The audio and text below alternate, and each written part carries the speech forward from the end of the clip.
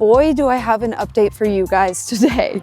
I'm building a house in Joshua Tree, and as you can see, we're midway through construction. So you guys may remember kind of a while ago, I made some videos about how myself and another YouTuber bought land in Joshua Tree, and we're planning to build a house out here that we are going to turn into a vacation rental. So this is going to be an update on what we've done. I'm going to give you a tour of the progress so far, and also talk to you guys about what it took to get to this point. We started the process of planning out a build. We kind of knew what we wanted, had the plans made, started the permit process, and we put it on hold for a little bit. I'm gonna be honest, it does not take 3 years to permit and start building a house. It doesn't. We just did that. If you wanted to build, you could do it in like 6 to 9 months, more realistically, if you're on it. So why did it take us so long? Well, it does actually take a good amount of time to permit a house. It's a bureaucratic process. You're dealing with the city. Some things you could submit online. Some of them you have to send in as physical mail. Half the time you call and no one is working. But I'll be honest, when I did get someone on the line, they were very nice and helpful. The process was also slow, partially because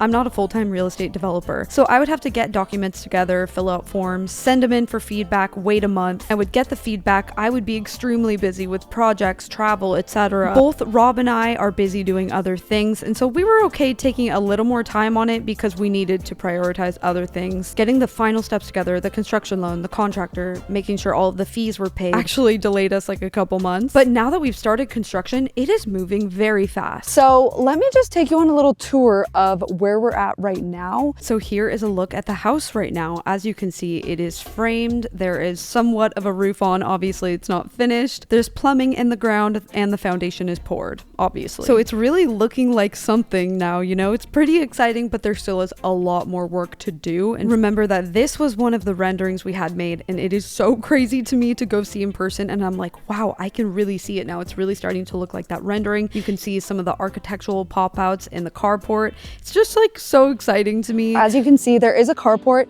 That is like a Joshua Tree building code thing. You have to have a garage or a carport. And we wanted to make it fun, so we did this like angled pop-out. I'm super excited to see that finished with stucco and everything, but I feel like it's a cool feature. It looks like a lot has been done, but there really is so much more to do. Things like insulation, actual electrical, drywall, finishing the backyard, that is going to take a long time. So it might look like, whoa, it's, you know, is it almost done? No, it is very much not almost done. But let's take a look inside. So this is the carport area, if you'll remember, and then stepping inside, you guys, my jaw dropped the first time I walked in. The ceilings are so tall, it feels so grand. I'm blurring out the windows just because I don't want people to like find where it is, but this is the living area that opens up to the kitchen. It's all an open concept, U-shaped house with everything looking out to the pool. So it's a good like entertaining house for friends for a weekend. And then there's a ton of windows. The window budget is a little crazy, but the views are really cool out this way. So I'm glad we did it. We've got picture windows there. We're gonna have big sliders and picture windows going out to the pool.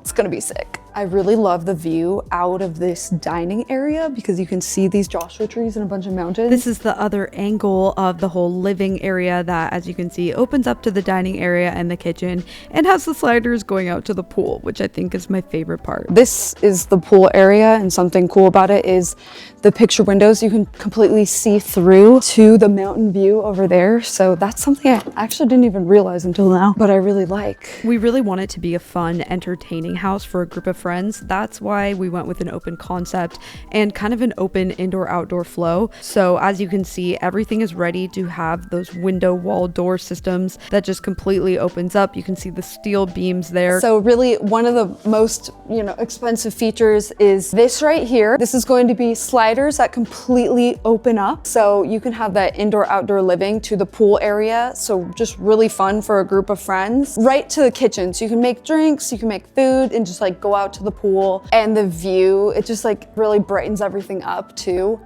So as you walk over this way to this sort of wing of the house, we'll call it, this is where you have 3 of the bedrooms and 2 of the bathrooms. So one of the bathrooms is off to the right there. This is the hallway that leads to the 3 bedrooms. As you can see, a lot of windows over here too. Each of the bedrooms has slider doors to open up to the pool area. So they all have kind of a cool view of the pool hot tub area, and you'll just be able to walk out and access your room really easy. It feels like a little pool suite. And then the other wing has the primary suite. suite. So this is a bedroom and bathroom that are just like a little bit bigger than the other ones. So here's a look at this bedroom. It's wider because it doesn't have a hallway, right? It has the window on this side and then the sliders out to the pool. And then the bathroom is also bigger. It's gonna have like a tub and a shower and a walk-in closet. So that is a look at the shell of the house. Now the thing that you don't see is our grand plans for the backyard. We are gonna do the backyard up big. We're really bullish on the fact that, you know, people are coming for an experience. So we want to be unique and have a lot of things to do back there. So that will be revealed later on. This is really the 2-month mark of the build, and I want to kind of back up and show you guys how we got to this point. The first thing they did was grade the land and put the plumbing in the ground, which I didn't really get footage of.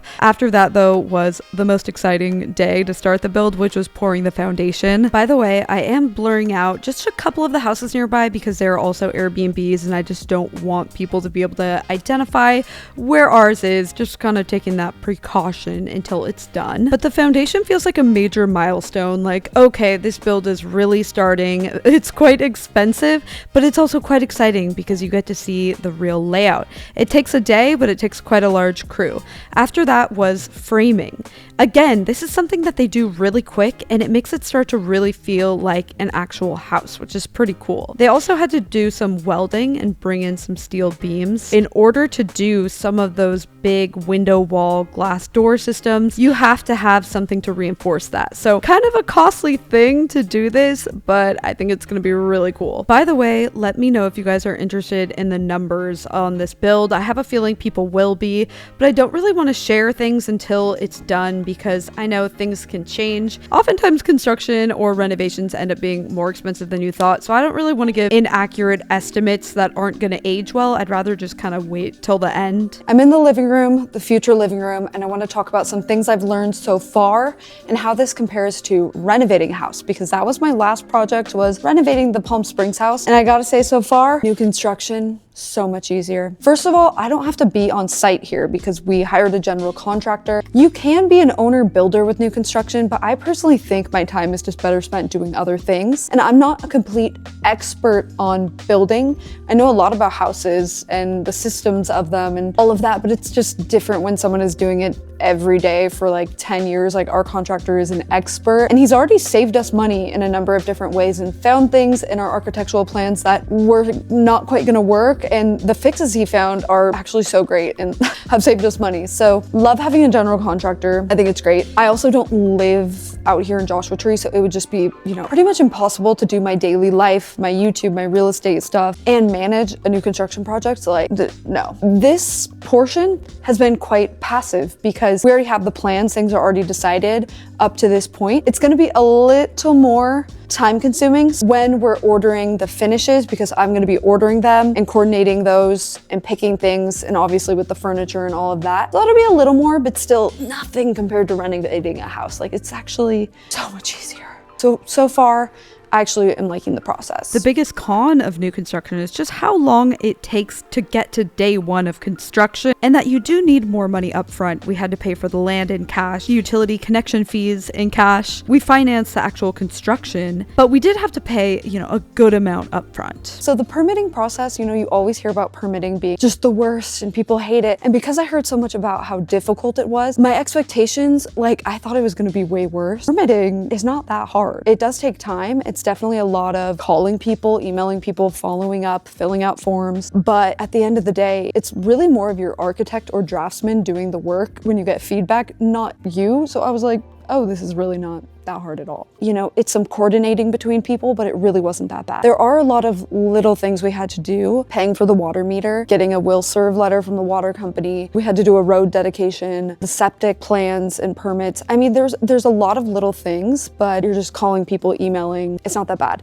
And part of the reason for that is because Rob has done this before. I did most of the calling and stuff because I wanted to learn, but it was easier that he, you know, always knew the person, so I wasn't running around in circles. I could get things done a bit quicker. You know, half the battle is getting the permits, and this is California, one of the like most difficult places to get permits. It just takes time, but if your expectations are realistic, you know, it's not that bad. So seeing it in person is getting me so hyped. I think this house is gonna be so cool. And if you guys wanna stay at it in the future, I'll start an email list so that you will know when it's ready to go. And I'll even do like a 10% discount or something for people on the email list because, you know, you're following along. The cool thing about this house is we don't have restrictions like we do in Palm Springs. So you could do a 2-night stay if you want. It's gonna sleep 8 people. Split between all those people, it's gonna be a pretty good per person. And I'll do some future videos showing what's cool in Joshua Tree and where to go, because yes, there's a national park. Of course, it's amazing. I've been in it and it is super cool. But there's also a lot of cool restaurants. There's thrifting. If you know where to go, it's a really fun place. It's very relaxing, like especially if you live in LA or San Francisco or somewhere like that. Like to come here and see the stars at night and be able to like breathe and have some room. It's really cool, but there's also fun things to do. And that's a question a lot of people ask me, why build in Joshua Tree? Joshua Tree has a lot of visitors each year. Millions of people come here to go to the national park, and there are not a lot of hotels. Most of them are pretty